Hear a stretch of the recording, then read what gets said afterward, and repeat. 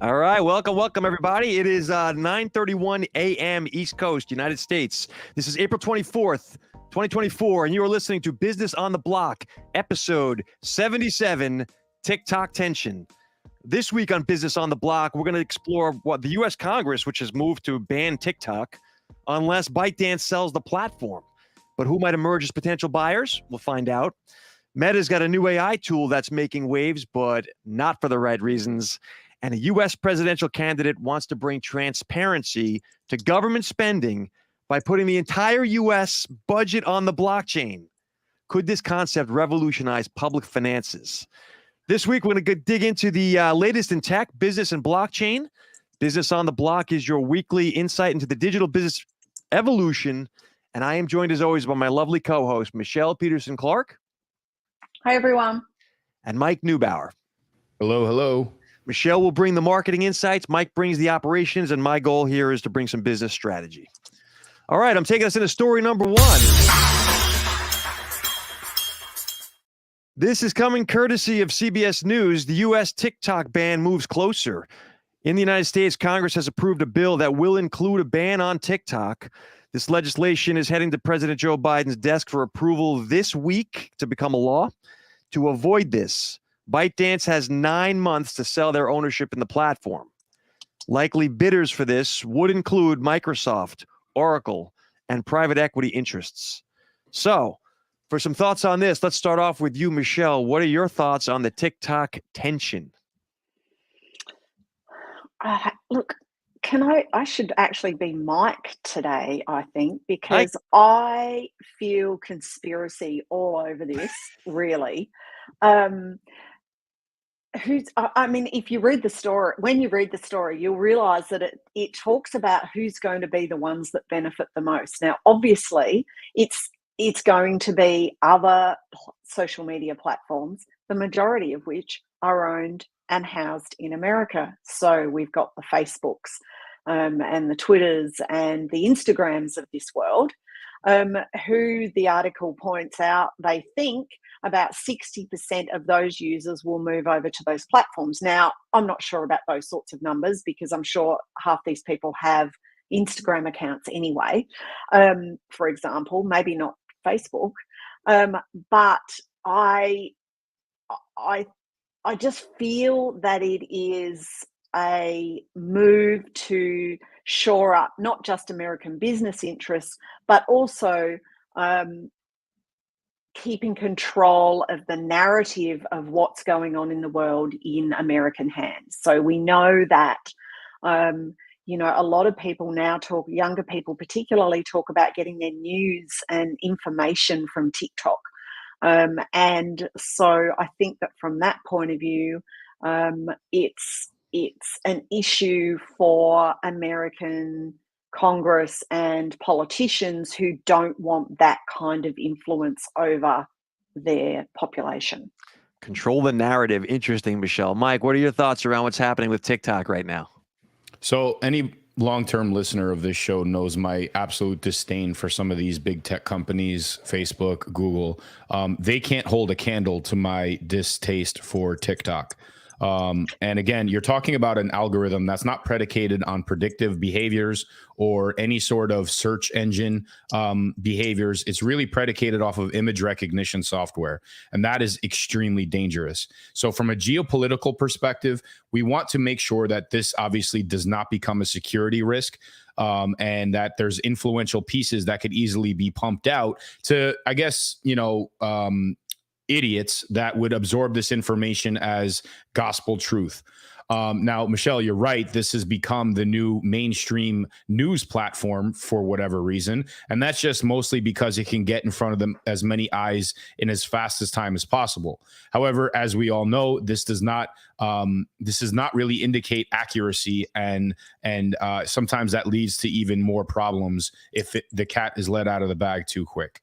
So what does this do for regulation? God only knows. I'm a big fan of getting this out of the communist Chinese regime hands. And if that means it enters into a subterfuge component of that on the U.S. soil, at least it's here. Now, as far as the suitors go on who's the potential buyer for this, yeah, you threw out some bigger names. I also heard some other names thrown into the ring as well. Names like Rumble, which has really been giving YouTube a run for their money lately.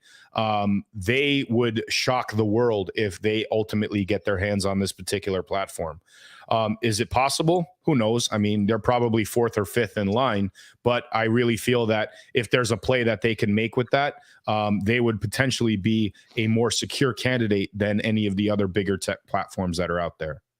So number one, I agree with. Go ahead, Michelle. I was going to say, I think one of the other things too is that this has been kind of talked about for a while. And I don't think that it's any coincidence that this is an election year in the US. And so a few months before the election, before the candidates are announced, there's moves around this. If it goes anywhere, maybe, maybe not. So, but I just feel like this is something that people looking for re-election can hang their hat on, as in, I'm against a TikTok ban, keep things in America, therefore please vote for me. I completely agree with that, Michelle. I think that there's two aspects of this. Number one, it looks like moving to protect the American populace in an election year. Yes, there's optics around that, but I also think your point about controlling the narrative, that's become a very, by the way, not just in America. Australia, I will point out, being an Australian native there, Michelle, there's a lot of countries right now that controlling the messaging from the top has become a priority. And I think this is part of that. To Mike's point about the suitors, I'd be surprised if a dark horse like a Rumble or a Truth Social or even like an X were to get their hands on this thing. I really feel if you're trying to control a narrative, then it's got to go one of the mainstreams, a LinkedIn, I could see Microsoft or a Meta, whether we like it or not. Those are, in my opinion, who most likely candidates. However, if ByteDance has the ability to sell to whomever they want, they obviously want a friend in that transaction, right? So there's going to be specific things brought to the table. There's going to be some fluff brought out on, but the reality is there's going to be a handshake and a deal behind everything, and that's what's scary too, right? Like how much of this data is now still accessible, through those channels, just through what we call friendly tech media companies on this side of the pond. I think we can safely assume all of it, that there's no hidden data from anyone, anywhere, anymore, ever again. Correct. But again, it's a matter of influence, what type of content gets pumped out across this particular channel, right? I mean, is it the girl shaking her ass at the gym, or is it, a science project that these kids basically get fed into their algorithms? I mean, these are two different models, and you can see it on the same exact platform, just in different destinations. I mean, China's version of TikTok is way different from ours. Now, yes, a lot of this has to do with, the political spectrum, especially here in the States, this being an election year. But, I don't really see many people that are coming to the microphone on the House floor and saying, no, we need to keep this in China's hands. Right. No. This seems to be a pretty uniform type of ordeal, that we don't want this, technological influence to be in the hands of somebody that is a potential threat to this country. But they're okay with it being in the hands of themselves. Well, they're another threat to this country, right? That's a different discussion. But I mean, would you rather fight in your own backyard against somebody that you already are somewhat familiar with, or try to figure out what somebody's doing halfway around the world? I think, the politics aside, TikTok's lasting contribution to the social media scene was revolutionizing the algorithm, making it more of an interest graph versus a social graph. Every other, platform is copying that. I think no matter what happens with TikTok, that is the way forward for all these firms. TikTok specifically, though, I really don't think ByteDance wants to sell. It's what you said, Mike. The question isn't whether they get kicked out. I think they will be. It's what deal do they cut to keep themselves with 1 foot in? I don't know. And it'll be interesting to see. Correct. All right. Final thoughts on that before we go to story number 2? Hell with TikTok. Taking us in. All right, you can't opt out of the new Meta AI. This is a story coming to us from Fast Company. Last week, Meta unveiled its artificial intelligence tool, Meta AI. It's available on Facebook, Instagram, and WhatsApp. Now, Meta AI is free. It's powered by Llama 3, which is their newest AI, and it can answer any question. It has a free AI image generator. It's supposed to be great. The problem is the users are upset because they have no option to disable it. Specifically the search feature. When you look stuff up, People want to, they're looking for search as we've traditionally known it, a la Google, and it no longer works that way. It now takes you to wherever it wants you to take you, and people are upset with that and have no ability to turn that off.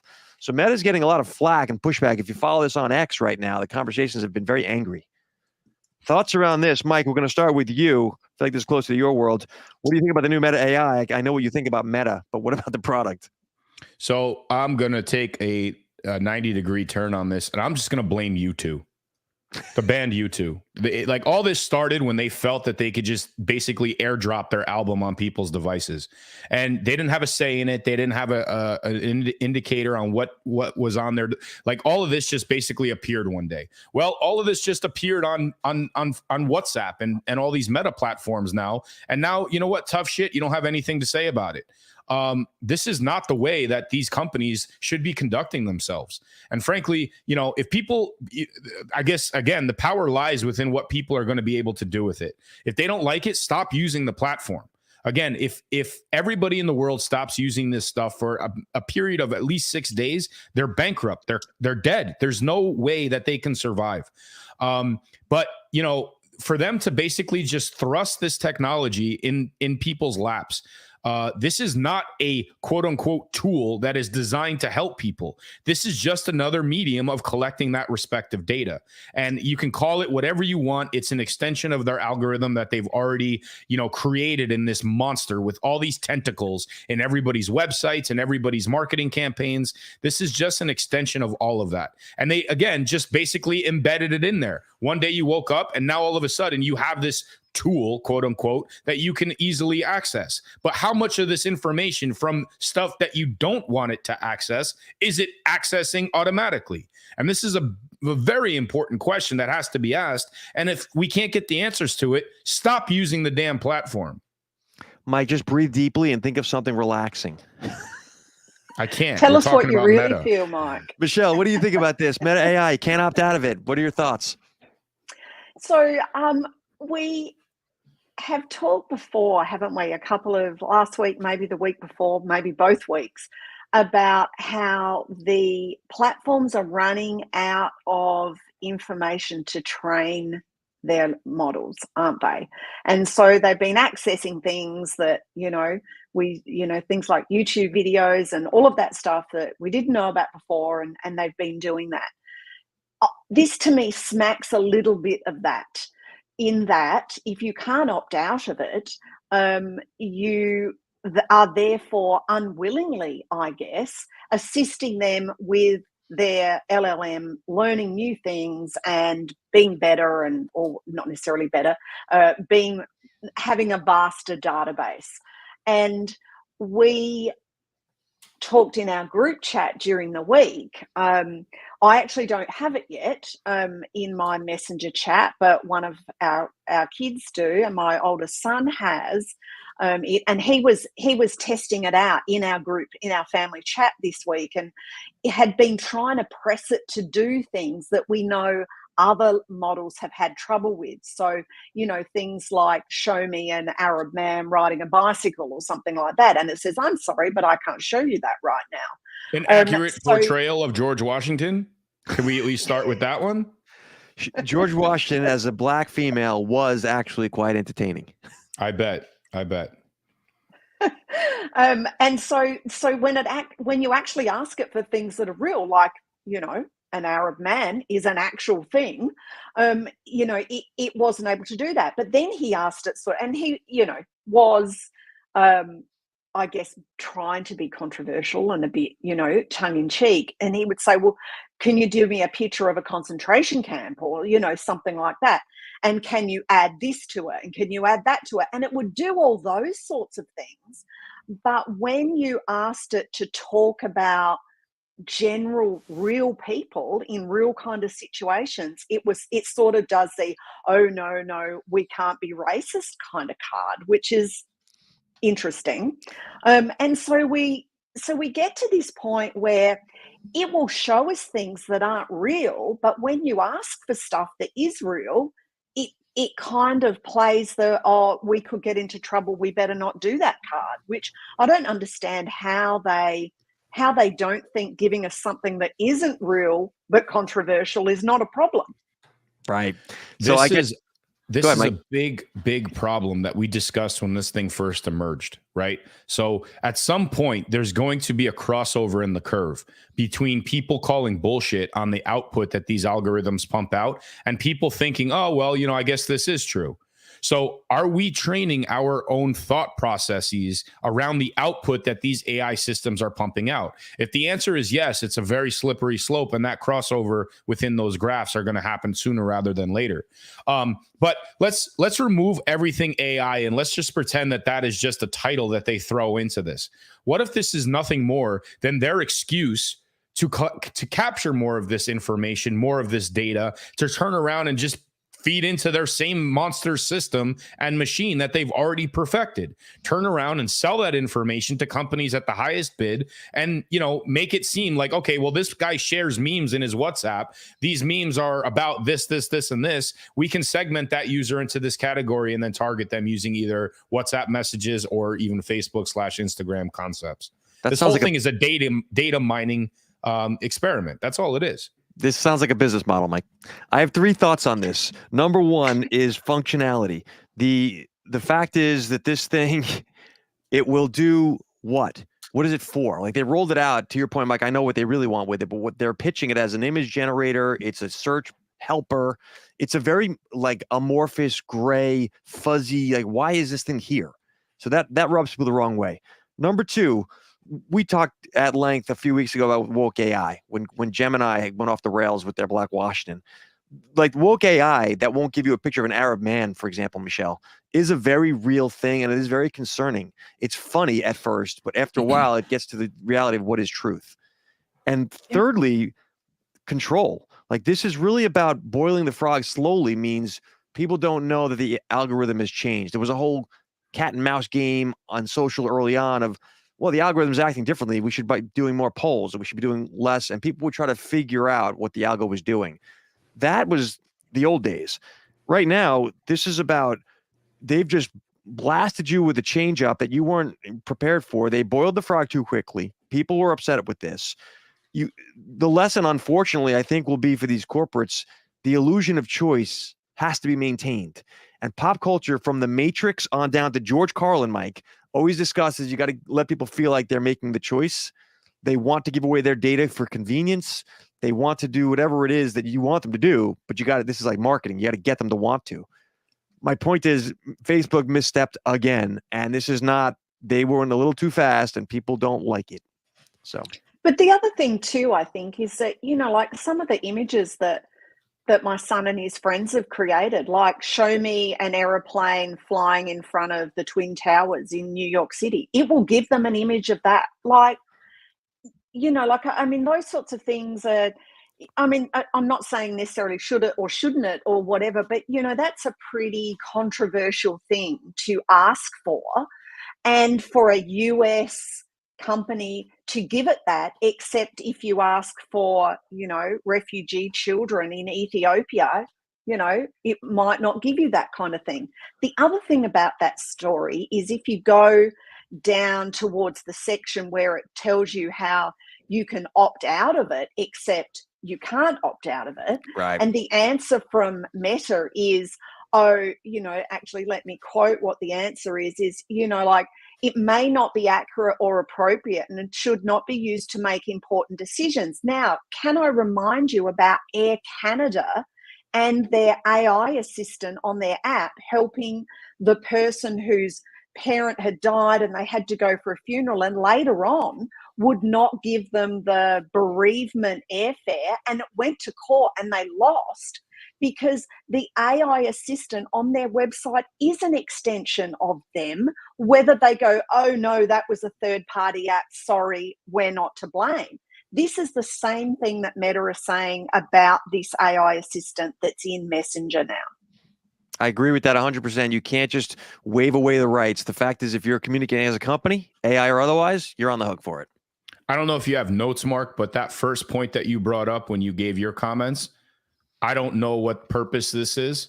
Mm-hmm. That is the primary problem with all this.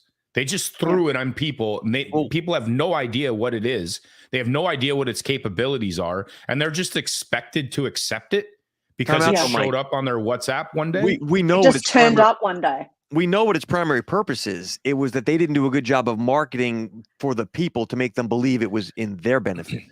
We know, I get that, but a plumber who uses WhatsApp to send pictures to his team of a leaky faucet, do you think he knows? Right. Nor does he care. He just knows that his search thing doesn't work the same way. He doesn't care now. He doesn't care now because he doesn't understand what it is. But later on, and again, this is where I'm on Team Elon, right? So, you know, his whole concept of we are rushing this way too fast. We are embedding this into our bane of existence with all of these technological pieces that are embedded within our computers and our livelihoods day after day. What machine are we actually feeding here? Is this an actual AI system, or is this merely just it's an algorithmically driven profit center. I agree with you. Okay, but again, is this a guise or is this an actual AI system that's being funneled in? And if so, where's the liability sit with this? We talked about different liabilities that happen when, you know, a guy goes to a playground and takes pictures of kids and turns them into AI porn, right? Like who's responsible for that? Is Meta responsible for all the content that gets pumped out on their platform now? The answer is no. They're going to hide behind Section 230, at least here in the US. But where are the guardrails? Where does the liability come about? And once again, this is technology being light years ahead of where regulation needs to be, especially with these monsters. And these monster tech companies are taking a giant leap forward on their own volition, without caring or giving a flying fuck about anybody that's going to be using this platform. I agree, Mike, but technology always is way out in front, and regulation is always lagging in every area. Tech, finance, they're always a day late and a dollar short. I agree with you. And that's why I said at the beginning of all this, the only people who have the power to control this are those who are utilizing the platform. And I'm not suggesting we organize a boycott. That's not what I'm saying. People need this for their livelihoods, just like they do any other piece of technology. But you have to understand what you're providing them is not, it's not something that they are actually going out and requesting. You are voluntarily handing all this information over to them now.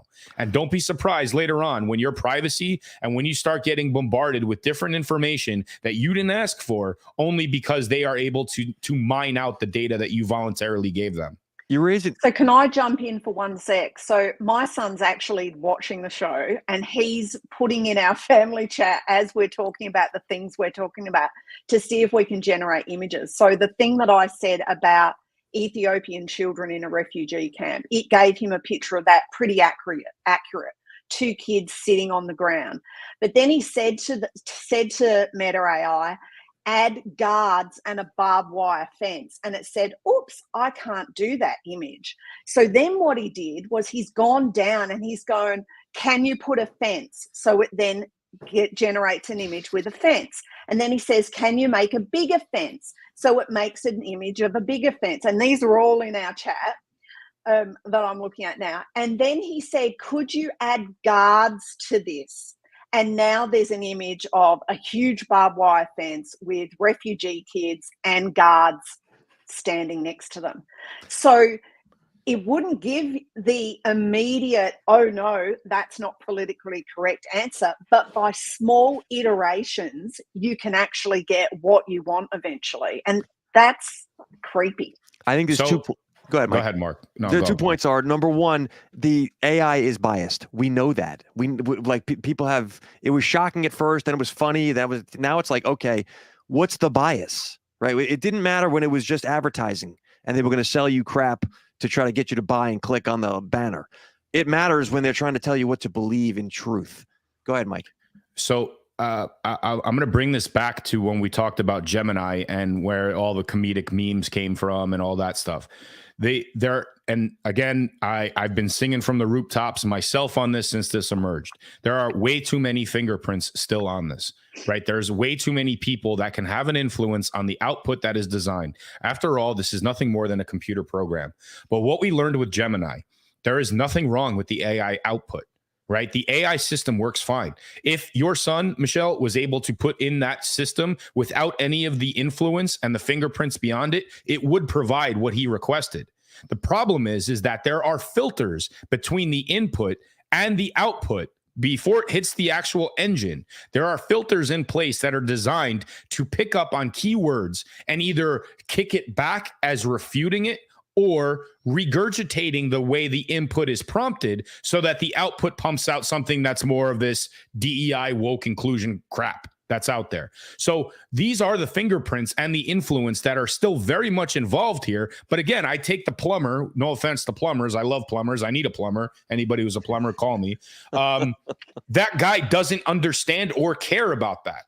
Right? If his daughter is doing a presentation on 1776 and the American Revolution and decides, hey, I'm going to be more modern in my tech experience and I'm going to look up things about George Washington, she will be getting false information predicated on somebody's belief and ideology on what that output should yield. So as a history buff, go ahead. So the other thing too is that how many days has this been out now? Not very many. Like 3 or 4. Yeah, and my son's saying it already seems to me to be better than it was when it first started. Well, yeah, it's self-learning, number so one. Within a couple of days, they're tweaking it. It's doing this, and then it will do that, and then it will do that. You know, like, I mean, within 6 months, it will be who knows what kind of a beast. Yeah, I think, but to Mike's point about truth was always a debatable thing. History was always written from the perspective of the victor, always. The problem is it happens at such speed of scale right now. In an AI-driven tool, truth is whatever the people making the AI make it. Correct. And then, you know, so again, it needs to be reiterated. The output that these systems provide cannot change our intrigueness to search out that truth. Right. And truth is a matter of perspective. You're right. But the reality is that there are two sides to every story. And then there is the truth. Right. There's the facts that actually happen as the reality that we either live or perceive. But is this AI system able to generate a recap of that reality without the bias? No, I don't know. Not yet. There's been so many examples in the last couple of months. We've seen from Tiananmen Square situation, 9/11. You name it. There's been people complaining on X primarily, because that's the free speech platform, apparently, that they've not been able to get the actual facts, never mind trying to get the biased angle. And the other thing too, to point out, you know, maybe we do need our conspiracy hats on for this one, is that when it first came out and he got it, you know, spent 6 to 8 hours over a period of whatever, testing it and asking it things and doing stuff, and then because he was pressing it, like, as I said, just trying to be controversial, got banned from being able to create images. And he suspects it was because he was asking it things it didn't want, the phrases they don't want in it, and they want them filtered out. So they stop you from asking them. That makes sense to me. So look, I'll bring up another silly example on how this is ultimately just going to become so problematic. So in my daughter's school, we have like a parents chat within her class, right? We discuss different things are going on, if there's events, whatever. Every couple days, they send photos of the kids in school. Who the hell is getting those photos now? Is an AI system able to store that and use that as an output content, sort of as a template? Yes. Like, these are all the pieces that, again, this is such a micro example, but multiply that by billions of potential users around the world that can feed into that type of system. I mean, who knows where that ends up? You, Michelle, it's very simple for your son to search out, hey, send me a picture of a group of friends sitting at a Starbucks having coffee. And before you know it, my daughter's face appears there, because that has that has content within its system that it can pull from. Yeah. I agree with you, Mike. I'm not going to debate it. I want to take us to story number 3. And the other thing about that, I think, though, sorry, Mike. The other thing about that, I think, is that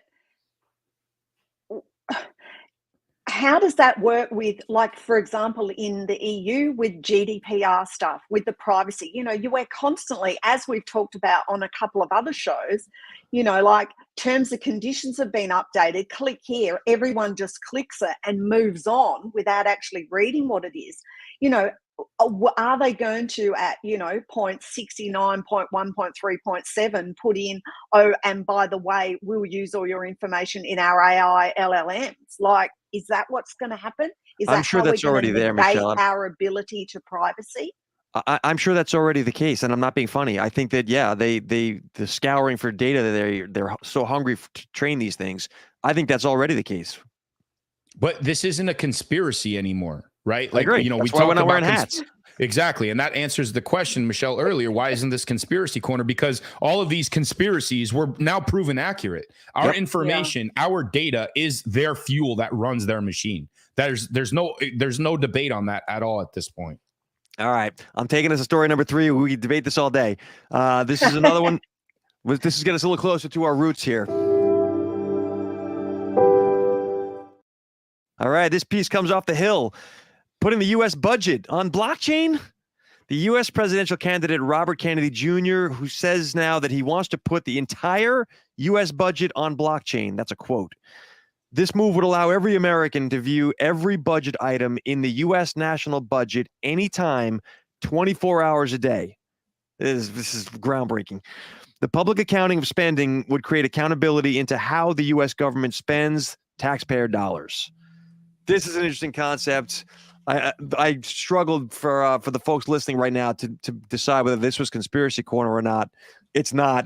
We'll come up with one later. But the point is, this could change how people think about public accountability for the government and what they're spending for your taxes. We'll start with you, Michelle. What do you think about this, putting the budget for the entire country on a blockchain? Well, I'd like to know if Mike is his campaign manager, because Mike has talked about this many, many times before. I did the research on this, Michelle. It was episode 29, I think. We discussed exactly this topic. 50 episodes ago. Yeah. 50. That's a year. Which is almost a year. Yeah. Yeah, no, I agree with you. We've been discussing this for a while. So go ahead. So I think that once again, people need to be listening to us every week, because we are predictors of the future. Ultimately, as we have talked about, the blockchain will be used to authenticate things. And while I don't think this is going to happen in the next 5 years, after that maybe, because clearly RFK isn't going to win the presidential election, but I think that ultimately we are going to see more and more of this. And I think that it is more likely to start at the lower end, perhaps in local councils or local government stuff, before it gets to things like the federal budget in each particular country. But I think that we will see things like this. We will see council, or land tax things. We've talked before, haven't we, about passports and driver's license, those sorts of things authenticated on the blockchain, which, given what we just talked about a minute ago with the Meta AI and also the TikTok story prior to that, I think that it's going to be more important than ever to be able to prove who you are and what it is that you've created or what you do, and the authority and the authentication of the work that you do or the business that you run going into the future. Mike, what are your thoughts? Your continuing thoughts on putting the national budget on a blockchain? I think we just, again, need to break down the fundamental rules of what the blockchain is, right? It's nothing more than a sequential ledger. It's a transparent piece that you can audit fairly easily. It's immutable, so nothing can be adjusted or changed or modified. And again, for an entity that's supposed to be working for people who are paying into a system, this is essentially the solution to any of corruption that's happening at the financial level, at the political stage. Now, again, you're dealing with humans who don't want to relinquish power. So while I agree 150% with RFK on this particular topic, not on all topics with him, but definitely on this one, I don't think it's ever going to happen, because the cesspool of people that want to retain power at that level will not want these types of indicators to be transparent. They just want to continuously print, borrow, and never pay back, because it's not their money. So if there's an ability for anybody to audit, which can ultimately become essentially public discovery in a potential lawsuit, they are never going to succumb to this. Now, Michelle, I totally agree with you in the sense that this needs to start out on the smaller level first. And I'm not even saying in a community. Let's just start with an HOA, right? Get an HOA to put their budget on the blockchain and show where those expenses are going. Let's start with something as small as that, and then build that out into the community of that same HOA, and then build that out into the county, and then the different areas and the districts within that particular state. And let's have a small state actually pick this up and run with it. That's how we're going to make this a federal component. As far as the validity on other federal documents, I mean, even at that, that's just another list that they want people on for a modicum of control. I'd much rather see this on the financial side of things before I start seeing people's personal information on a system that the government controls in this transparent format. Mike, I want to pull on Homeowners Association for us non-Americans. Is that right? Yeah, that's correct. So for the condominium ownership, people who live in group homes or housing of any type, there's usually a governing document. Budget. Yeah. We have it too. I just thought the acronym. Not for you. I'm saying for the audience. That does lend itself well to a blockchain for spending. Because by the way, there's no special interest groups in something like that, right? It's supposed to be. The problem is, Mike, I'm going to pull on the thread you mentioned. In government level, transparency is anathema to bureaucracy. There are special interest groups that live in the shadows and they don't want their spending. Just for history here, the U.S. Pentagon in the 80s paid $640 per toilet seat. This famously it came up in a court case. And right now, today, they pay $10,000 for replacement toilet seat covers. This was from a report done in 2018. So the U.S. Pentagon, all these black ops operations things, they're not going to put that on a blockchain. I agree with you guys that at the lower level municipal governments, but at the end, this is about control. And I think that there's a reason Satoshi Nakamoto, who invented the blockchain, remains safely anonymous. There's a lot of special money interests that are not going to want this. Well, again, it's going to be a matter of demand. If people demand it and they start saying, hey, this is a system that we can potentially audit, then they're not going to have a choice with it. Now, again, we run into the problem of, our famous plumber who might not know what the blockchain is or even how to access it if it is on the blockchain.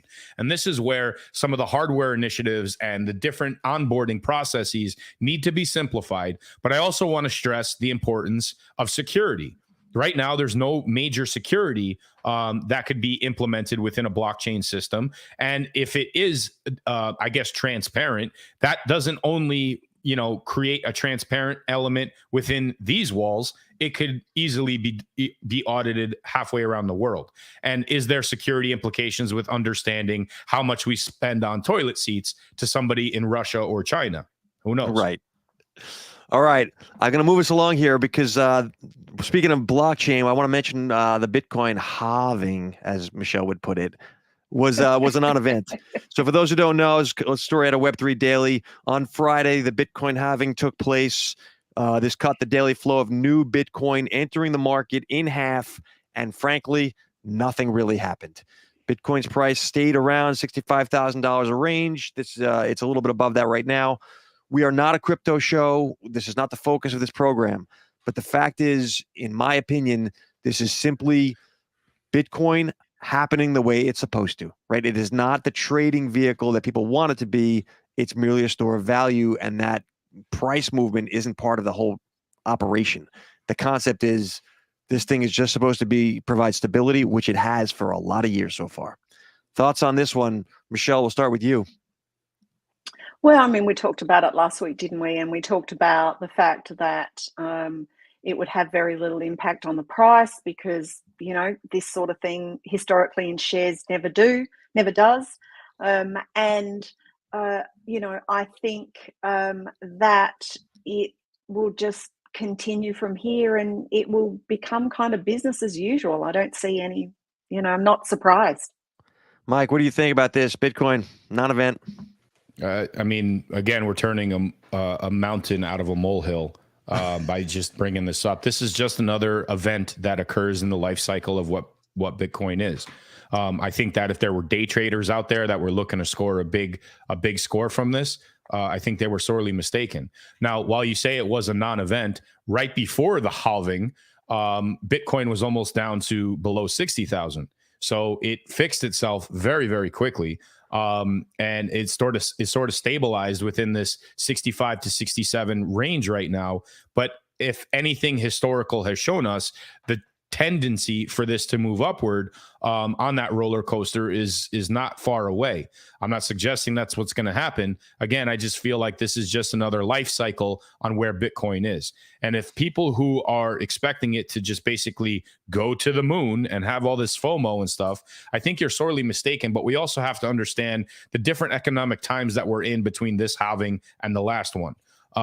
Disposable income and the ability to invest into this savings medium is much less than it was at the last time this occurred.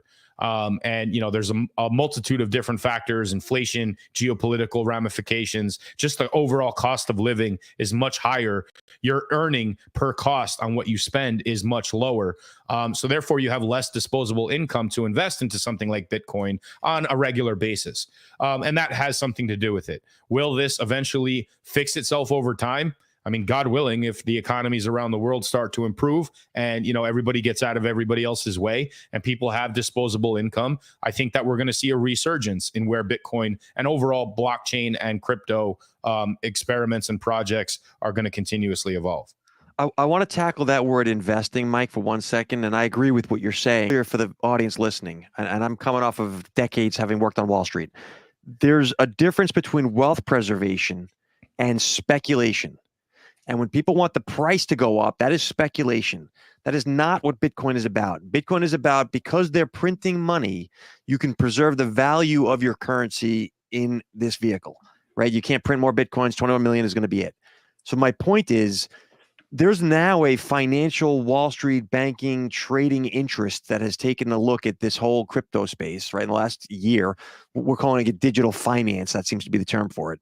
And these are, from the issuance of ETFs to futures around crypto, people want to make money from crypto. But that is not the functional purpose of Bitcoin.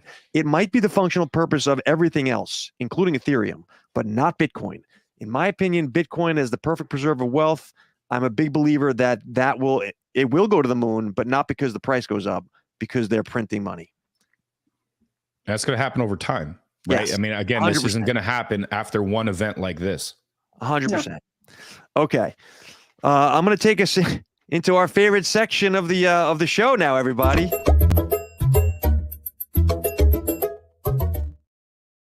All right. This is a story coming to us from Bloomberg. SEC lawyers pushed out after agency censured in crypto case. 2 Securities and Exchange Commission lawyers have resigned after a U.S. federal judge sanctioned the Wall Street regulator for, quote, gross abuse of power in a crypto case, end quote. The 2 lead attorneys prosecuted the case against a crypto platform known as DebtBox, and the case was marred by false representations and a complete lack of evidence. So what's happened here basically is the regulators overstepped. They banked some small platform, and it turns out they basically lied to get these guys into trouble. So the SEC has forced the resignation of the lead prosecutors in that, the attorneys that were involved in this. I frankly see elements of a few good men in who ordered the code red here. But in any case, we'll get some thoughts on this one. Mike, we'll start with you. What do you think about the SEC pushing out their lawyers after they get in trouble? So hang on. A government entity tried to pick on a little guy and manufactured evidence and then got caught with their pants and down. lost. I can't believe it. It's not true. I have complete faith in our government institutions to not do this. I'm sorry, I'm wearing my conspiracy hat, so I can make up bullshit stories. Look, I'm glad this happened. I'm glad, more importantly, that DebtBox had the balls to sit there and stand up to it so that these fallacies actually appeared in court. Too many times we've seen some of these things. I don't know what DebtBox is. I don't care. The point is that this is another case of, some governing body not knowing what the hell this technology is or what it's capable of doing, just trying to get their hands in the cookie jar, maintaining their flex and saying we're in charge. And if we're not, we're going to figure out a way to indicate that you are wrong, even if it's false. And you know what? We'll settle, but you got to pay me this amount and claim that you lost. And DebtBox says, they said, no, we're not going to do it. You're completely wrong. And we're going to prove it. And I'm glad they did. This reminds me in some ways of the Ripple situation. Michelle, what do you think about this? You know, how many TV shows have there been where, you know, someone at the top or higher up gets into trouble and they look around the office and they go, someone's got to go, Jim from accounting, sorry, it's you. This is the case here. Mike and Joe, sorry guys, you're out. Because we've got to be seen to be doing something. Like, there's no way these guys did this stuff on their own, like, given my conspiracy crown is on. It's just a joke, really, isn't it? Like, I mean, honestly, that's why it's in the conspiracy corner. I referenced it, as I said, a few good men. I feel like the agency, the Securities Exchange Commission in this case, is trying, as Mike says, to keep control of this thing, which really has the power to unravel their authority. You literally don't need a regulator if you don't need a middleman, and there's no banking system, et cetera. If you play the whole DeFi thing out, SEC goes away. No reason for it. In that world, they now need to take control of the situation before it gets there. And they're going to manufacture, clearly they did. My conspiracy corner Viking hat here speaks to the fact that they canned their two top guys that ran that program. Because why? Because it turns out that they were doing something, you know, they weren't able to make a case where there wasn't a case. So, Mike, I agree with you. I don't know what that box is or care, and I'm glad that they win. But it does shine a light on the fact that these regulators this is a existential threat. This is something they cannot afford to not take action on. Whether it's right or not, they're going to continue acting first with or without the law. That's how I see it. This is a threat to power, right? I mean, and again, you back a tiger into a corner. What's it going to do? Is it going to cower? No, it's going to claw and try to bite and fight its way out, just to reign supreme over its land. And, you know, again, I don't know these two guys. I don't know if they're just fall guys or if they were instructed to do something. There was backlash, especially in the court system, as far as what was exposed. And then they were shown the door. You know, if I had to bet, both of these guys, what's their names, Mike and Joe, they're going to team up and they're going to write a book. They're going to go on all these different platforms. They're going to start a podcast. You know, they're going to do whatever they have to do to basically help explain themselves and, you know, save whatever credentials they think they can save. And, you know, they're going to do it in a way that, you know, tries to throw the SEC under the bus, but, you know, our good friends at different tech platforms will be sure to censor that and make sure that, you know, the SEC is still the correct entity in this equation, even though they lost because of these two idiots. I think the other thing too, if we think about this, they have had some high profile wins, haven't they?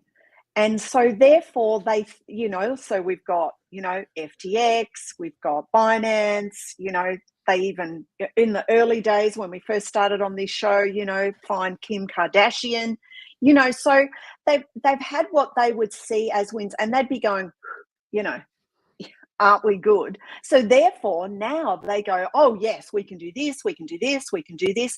And so their overreach is what I think has happened here. Yeah, facts matter, unfortunately. And that is a good way to put it. It's overreach. But regulatory overreach has been going on for a long while. They've been prosecuting without legal clarity. We still today, right now in 2024, do not know if crypto, what is it? Is it royalty? Is it an asset is it property? Is it equity? Security? Debt? Right. They haven't defined it as a security yet. And that is what the Security and Exchange Commission does. They regulate securities and exchanges. So if crypto is a security, great, but that's not been made clear yet. And they are taking action and have been for years. All right. That's all we got for you guys today. I'm going to say, I want to thank everyone for joining us. Final thoughts on the rundown for the week from our colleagues here, Michelle and Mike. Story number one, TikTok tension. They have, it looks like TikTok is going to be banned in the United States if they don't sell in the next 9 months. You cannot opt out of Meta's AI's new AI search box. They say you can, but you can't. And the U.S. budget, talk about putting the whole budget on the blockchain by Robert Kennedy Jr. That would be interesting if so. Back in the conspiracy corner, of course, the SEC overreach and the Bitcoin halving, nothing happened. Final thoughts on this one, Michelle. Overall thoughts on the themes of the show? I think that we prove once again that we're ahead of the curve with all this and that people should be listening to us every week. And once again, thanks so much. We've had so many people in the Bolt chat today with comments and thoughts and stuff. Mike and I try our best to keep up with all of the things, but it's been going like hotcakes today. So, sorry if we didn't get to your question. And thanks to my son for helping us with all the images as we were talking in Messenger chat. We are very grateful for the support, especially Bolt Nation. A special shout out. Mike, what are your thoughts on the show? Last thoughts, final go around? No matter what we ever discuss here, I think that it just needs to be reiterated every now and then that everything is just merely a tool, right? And we need to treat it as a tool. We cannot treat it as a reliant force in whatever our day-to-day operations or our career is, especially our livelihood. And unfortunately, things like TikTok, things like this AI integration within Meta, they are trying to bully their way into that system. And if we take a step back and say, no, I'm not going to be somewhat influenced or regurgitated based around their output. I'm still going to have my own morals, my own ethics, and you are a tool that works for me. And if that's the thought process going in for every prompt that you make or every TikTok video that you watch, you're going to come out on the other side in the right direction. If not, you're going to continuously fall down this rabbit hole that they keep pushing us down. I think that my final thoughts on this are that we're generally a pretty goofy show. We like to keep it light, but that was a very serious point about who's the arbiter of truth. What is truth? And these AI machines are going to help try to define truth for us. We should be aware of that. I want to say thank you for the support for everybody. We really appreciate the questions, the comments, the weekly commentary. We are available if you guys want to reach us on LinkedIn, Business on the Block, and also on YouTube. We are here every Wednesday at 9:30 a.m. Eastern time. We do this show live because we believe it is a differentiator. We also enjoy the interplay with the fans. The purpose of this show is your insight into the digital business revolution. There's a lot happening in business, from AI to blockchain. A lot of people don't know how to make heads or tails of it. Why does it matter? How can they use it? The purpose of this program is to have a serious business conversation around the digitization of business that's happening, the blockchain tools that are available that you can use to turn your marketing into money, the AI and what it's going to do to your place in business. How can you leverage these things? This type of conversation, in our opinion, doesn't happen out there, right? You've got a lot of tips and tools and tricks and get rich quick, but not a serious conversation. So we want to say thank you for all the support. We appreciate it. We'll be back next Wednesday, 9:30 a.m. Final goodbyes from the gang. Bye. Take care, everybody.